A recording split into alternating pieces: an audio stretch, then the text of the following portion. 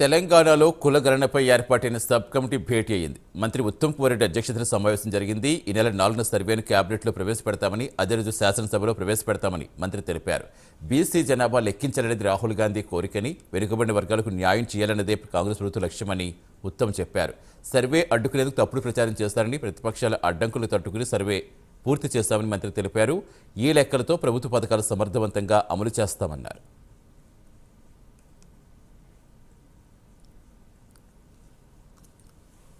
భారతదేశంలో చాలా దశాబ్దాలుగా స్వాతంత్రం తర్వాత సెన్సస్ జరుగుతూ వస్తుంది. కులగణన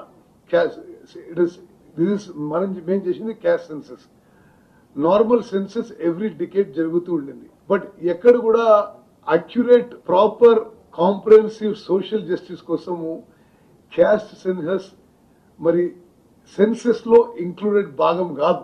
మా ప్రభుత్వం వచ్చిన తర్వాత సమాజంలో అన్ని వర్గాలకి న్యాయం జరగాలని, weakest of the week, poorest of the poor sections కూడా అన్ని విధాలుగా సోషల్, ఎకనామిక్, పొలిటికల్, ఎడ్యుకేషనల్ అన్ని రంగాల్లో న్యాయం జరగాలని చెప్పి అక్యురేట్ డేటా కోసం ఇదొక గొప్ప ఎక్సైజ్ మేము ప్రారంభించడం జరిగింది.